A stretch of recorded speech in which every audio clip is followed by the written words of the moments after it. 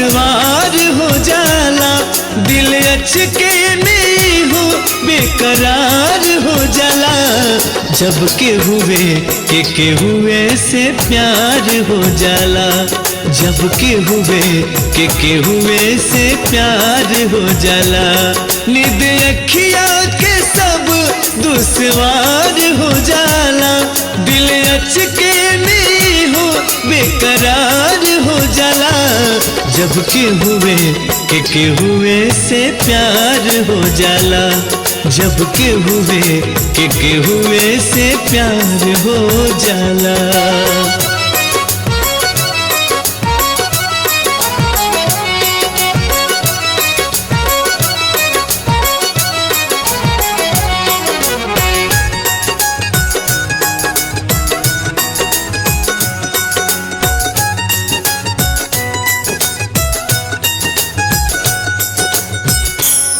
हर पल रहेला हो बेचैन मन, लाग जाला केहू से जो प्रेम लगन।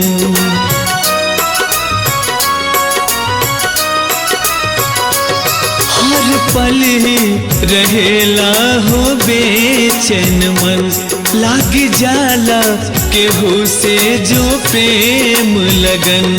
ओकरा दुनिया में कुछ भी भावे न हो, याद ओकरे सिवा कुछ आवे न हो। बड़ा मुश्किल कईल इंतजार हो जाला, जब के हुए से प्यार हो जाला।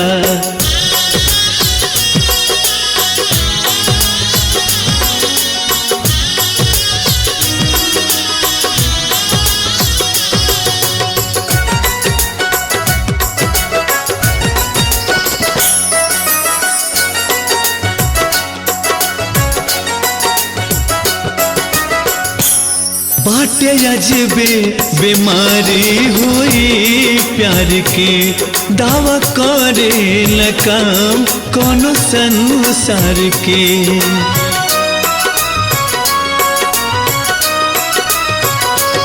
बाटे अजबे बीमारी हुई प्यार के, दावा करे न काम कोनो संसार के। प्यार करे वाला दर्द जाने लहो, प्रीत साचो है पहचाने लहो। अपने दिलदार पर दिल निसार हो जाला, जब के हुए से प्यार हो जाला। नींद अखिया के सब दुश्वार हो जाला, दिल अचके में हो बेकरार हो जाला। जब के हुए से प्यार हो जाला, जब के हुए से प्यार हो जाला।